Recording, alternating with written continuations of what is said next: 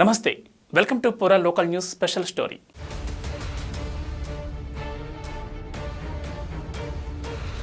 వేములవాడ దక్షిణ కాశీగా పేరు పొందింది ఈ పట్టణం.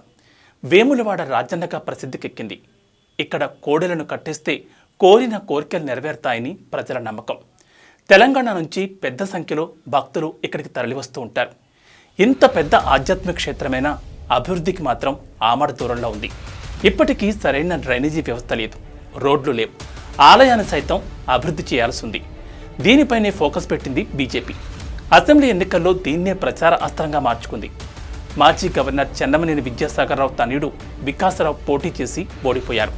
కాంగ్రెస్ అభ్యర్థి ఆది శ్రీనివాస్ విజయం సాధించారు.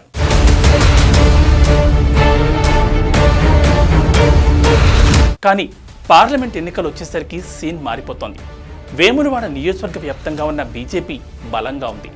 గత పార్లమెంట్ ఎన్నికల్లో బీజేపీకి భారీగా ఓట్లు పడ్డాయి. బండి సంజయ్ గెలుపులో ఈ నియోజకవర్గం ఓట్లు కీలక పాత్ర పోషించాయి.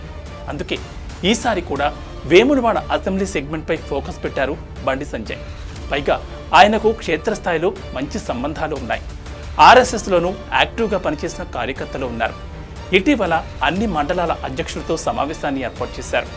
శక్తి కేంద్రాల బాధ్యులకు కేంద్ర ప్రభుత్వ పథకాల్ని ప్రజల్లోకి తీసుకెళ్లాలనే విధంగా ప్రణాళికలు ఇచ్చారు.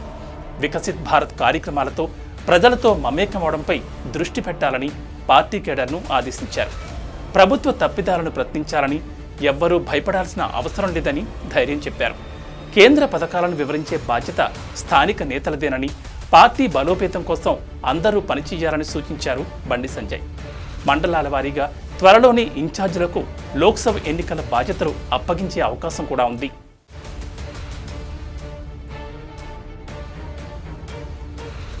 వేములవాడ పట్టణం తొలుత సిరిసిల్ల నియోజకవర్గంలో అంతర్భాగంగా ఉండేది.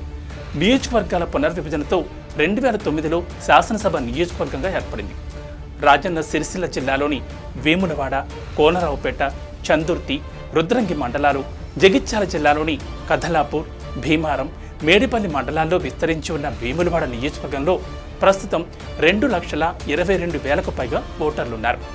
2009 నుంచి ఒక ఉప ఎన్నికతో పాటు 3 సాధారణ ఎన్నికల్లోనూ అధికార బీఆర్ఎస్ పార్టీకి చెందిన సిట్టింగ్ ఎమ్మెల్యే చెన్నమనేని రమేష్ వరుసగా విజయాలు సాధించి నియోజకవర్గంపై తన పట్టును నిరూపించుకున్నారు.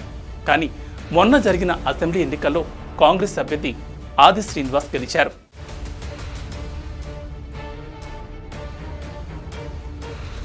దాదాపు 4 దశాబ్దాలుగా వేములవాడ, సిరిసిల్ల ప్రాంతంలో చెన్నమనేని కుటుంబం ఆధిపత్యం చెలాయిస్తోంది. ఈ ప్రాంతంలో చెన్నమనేని కుటుంబానికి ప్రత్యేక గుర్తింపు ఉంది.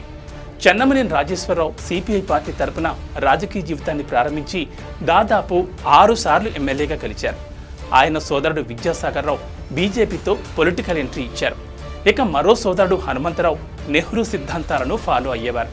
రాజీవ్ గాంధీ హయాంలో నేషనల్ ప్లానింగ్ కమిషన్లో సభ్యుడిగానూ పనిచేశారు. ఇక చెన్నమనేని విద్యాసాగర్ రావు మెట్పల్లి నియోజకవర్గం నుంచి 3 సార్లు ఎమ్మెల్యేగా, 2 సార్లు కరీంనగర్ ఎంపీగా గెలుపొందారు. ఉమ్మడి రాష్ట్ర బీజేపీ అధ్యక్షుడిగాను, వాజ్పేయి ప్రభుత్వంలో కేంద్ర హోంశాఖ సహాయ మంత్రిగానూ పనిచేశారు. 2014-19 మధ్య మహారాష్ట్ర గవర్నర్గా బాధ్యతలు నిర్వర్తించారు.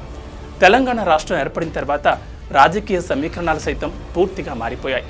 2014లో కరీంనగర్ ఎంపీగా వినోద్ గెలవగా 2019 ఎన్నికల్లో బండి సంజయ్ బంపర్ మెజార్టీతో గెలిచారు.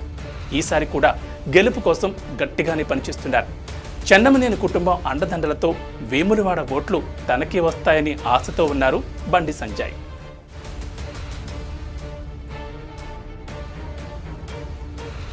ఇది ఇవాటి స్పెషల్ స్టోరీ. మరో ఎపిసోడ్తో మళ్ళీ కలుద్దాం. నమస్తే.